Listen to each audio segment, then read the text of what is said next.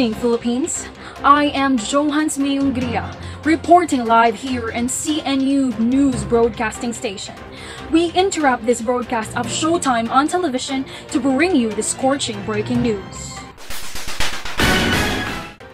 A demeaning viral video of a juvenile leaked roughly in all social media platforms, where he was noticed mortifying the Philippine flag by drooling and tearing the printed replica of the flag.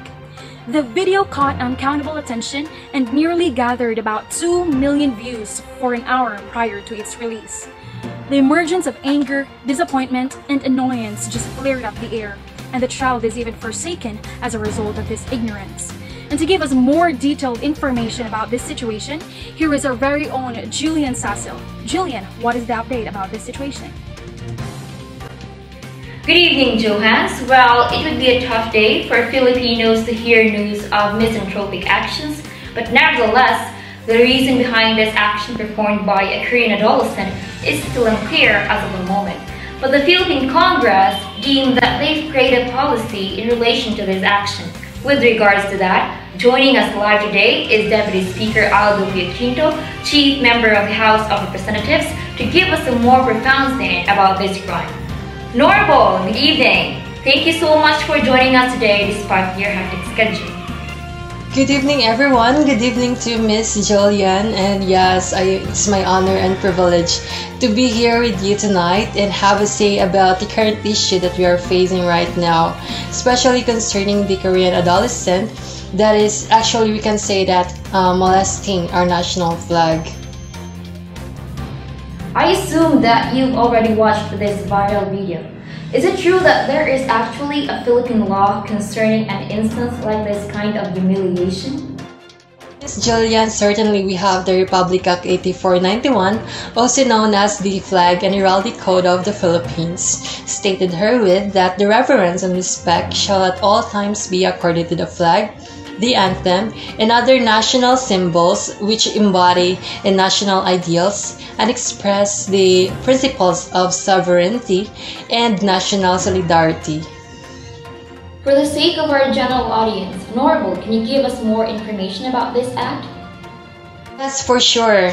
Republic Act 8491 was actually proposed as House Bill number 4199 and undergone a lot of argumentations in the different branches of the Philippine government until officially it became a Republic Act on Monday, the 20th day of July, year 1997.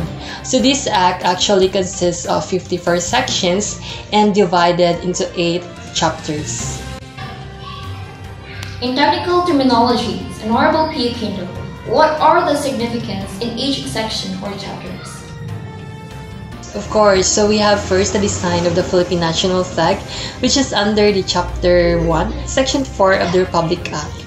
And it says that the flag should be in blue, white, and red color with the 8-rayed golden yellow sun and the 3 5-pointed stars, which is actually the design that we have still up to this day.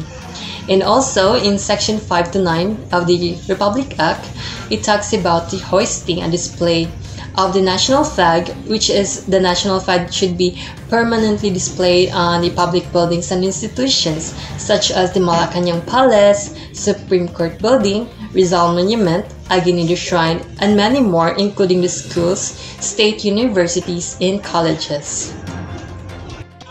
Moreover, Section 14 suggested that there are proper use, disposal, and replacement of the worn-out flags and to be immediately replaced with a new flag. So the worn-out flag shall not be thrown away.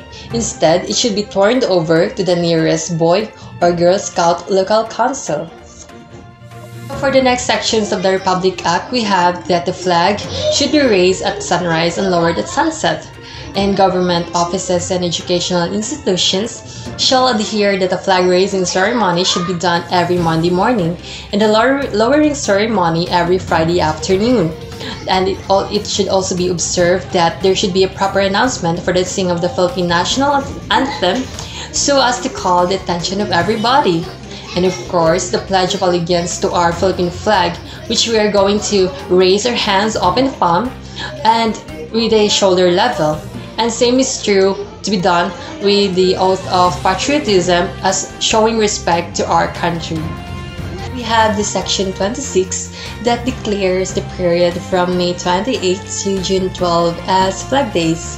So during these times, we are often tasked or asked to create paper-crafted flags and put them outside our houses or even in our school institutions as well. We're going down to one of the most significant sections in this Republic Act.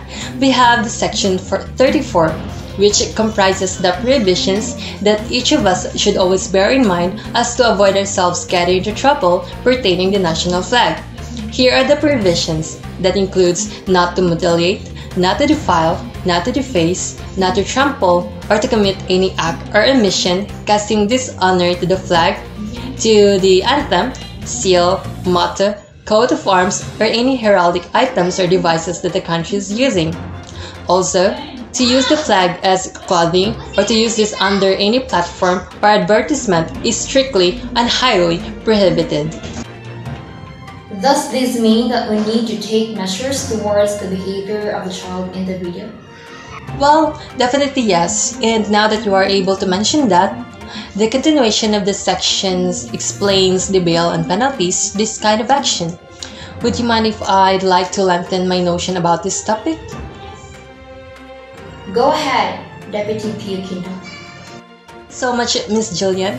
But first, to clear things out, stated in the Chapter 2, Sections 35 to 39, the national anthem is entitled Lupang Hinirang, not Bayang Magiliw, which is one of the misconceptions that we need to figure out. Also, the official motto should be Makadiyos, Makatao, Makakalikasan, at Makabansa.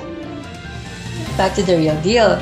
Chapter 7, Sections 48 to 50 states that the Department of Education, Cultures and Sports, in collaboration with the Commission on Higher Education, shall ensure that the national anthem, as adopted by law, shall be committed to memory by all students in both public and private educational institutions. Violations shall be fined of between 5,000 to 20,000 pesos, imprisonment of not more than 1 year, or both. In case the violation is committed by a juridical person, the President or the Chief Executive Officer shall be made liable.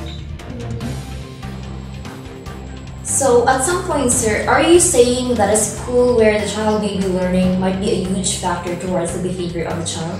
Or did the school fail to make this child know about the importance of the flag? The institution is one of the huge factors that could affect the behavior of a child. But in this case, it is hard for us to say if they fail, because we don't have enough evidence to support our accusations. However, we're going through further extensive operations to know that. This must be too much for a kid, but how is the kid doing right now? What are the actions done by our units? Actually, the kid is in good hands and is under the supervision of the SWD, and we will make the utmost decision for this situation. Thank you so much for having me here tonight. I am deeply honored and immensely grateful to somehow assist your mind in analyzing these kind of scenarios. Once again, good evening everyone and have a great night ahead. Thank you. Bye.